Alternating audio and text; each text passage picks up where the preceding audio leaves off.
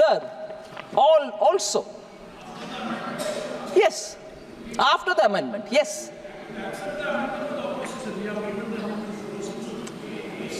We hear the public. This is a practice Honorable Prime Minister Modi has brought in the budget making process. Every time, yes, आप सुन लीजिए भाई, please सुन लीजिए. Every time after bringing the budget, very well. Prime Minister also represents the people. We all represent the people.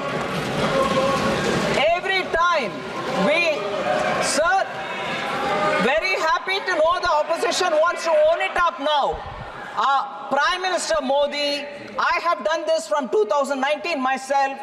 Every time we present a budget here, during the recess, when the standing committees are working on the proposals department-wise, I have gone round the country to various destinations. Oh yes, no owing on that. No owing on that. You cannot match it. You cannot match it.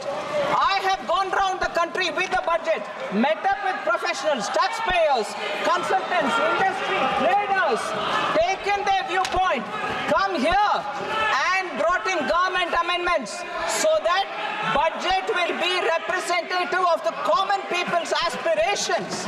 We've done that. Sir, for all the heckling and hooting, I like to say, once when I came up with a lot of amendments, I don't want to name some honorable members who are seated here. They asked me, you only presented the budget, now you want so many amendments? I said yes, because I've heard the people who want some things changed. We have the courage of conviction to change it. We brought it in. No point heckling. So, sir, therefore, the current amendments ensure that even for such hypothetical cases, there will be no additional tax burden as a result of this proposal. अरे 2 बार किए जी और तीसरी बार इस मार्च 24 में भी किए. मैं पूछती हूँ, स्टेट्स जहां कट नहीं हुआ मगर चुनाव में जीतकर आने के बाद हिमाचल प्रदेश में VAT on petrol and diesel बढ़ाया गया. 3 रुपया on petrol and 10 rupees on diesel. I want to ask, that was January 2023, what stops the Congress party from giving relief to the people in Himachal Pradesh? जनता को गुमराह करके जीत करके आने के बाद बढ़ा रहे हो रेट और इधर आकर के हमसे पूछ रही हो.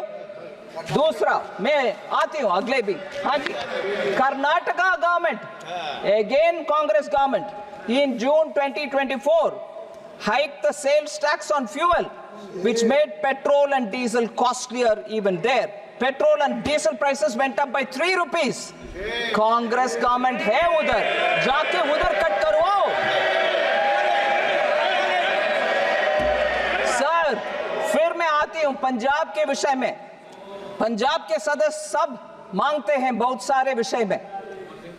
2023 जून में Punjab government led by Aam Aadmi Party, part of the India Alliance, increased the value added tax on petrol and diesel by 10% and 13% respectively.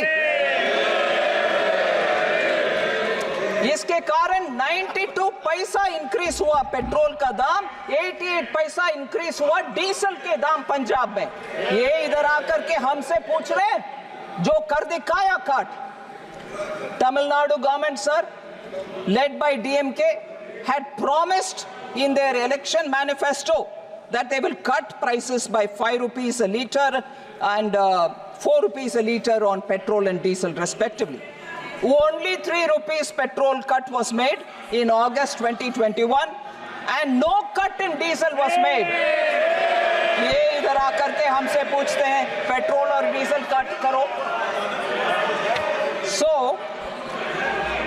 Excise duty petrol और डीजल के ऊपर लेक्चर देने के पहले वो उनके अपने अपने राज्यों में कर दिखाना चाहिए.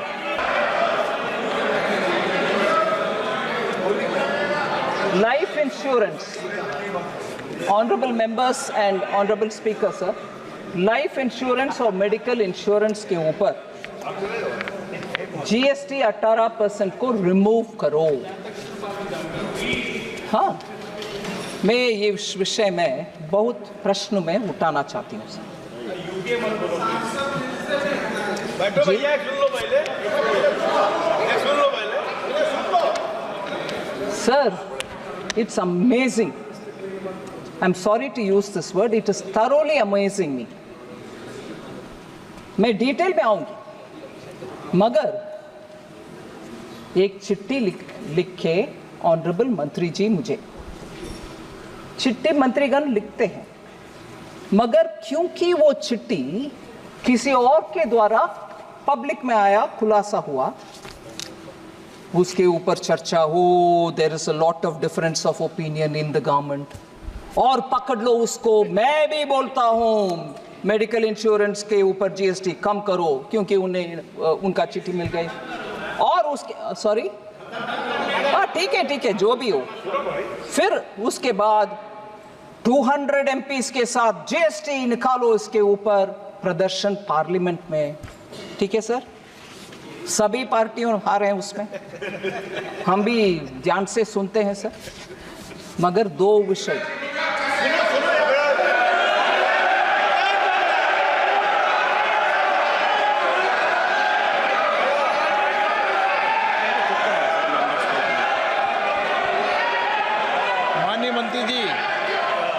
माननीय मंत्री जी सर, मैं किसी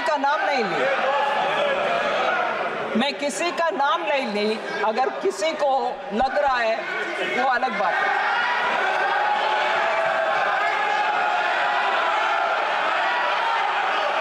सर,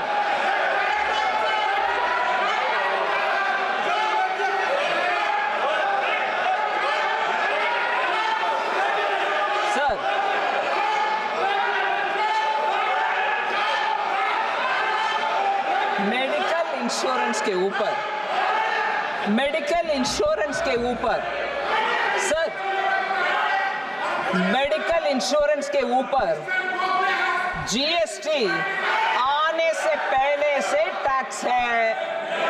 सर प्लीज ध्यान से सुनिए, मेडिकल इंश्योरेंस के ऊपर जीएसटी आने से पहले से हर स्टेट में प्री जीएसटी टैक्स लगता था।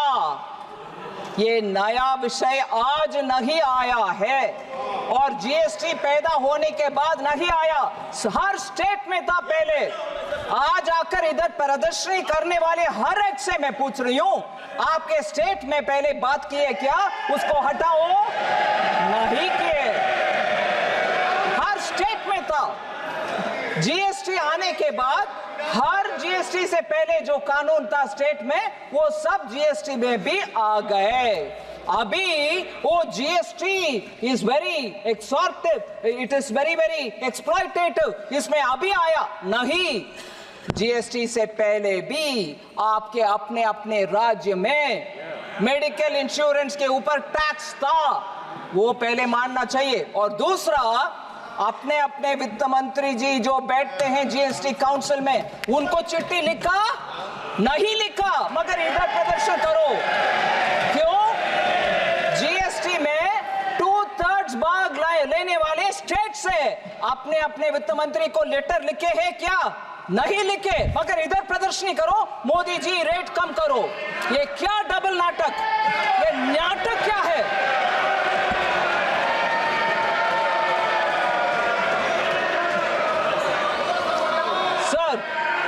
ठीक है, तब नहीं लिखा, अभी भी नहीं बोले उनके अपने अपने वित्त मंत्री को।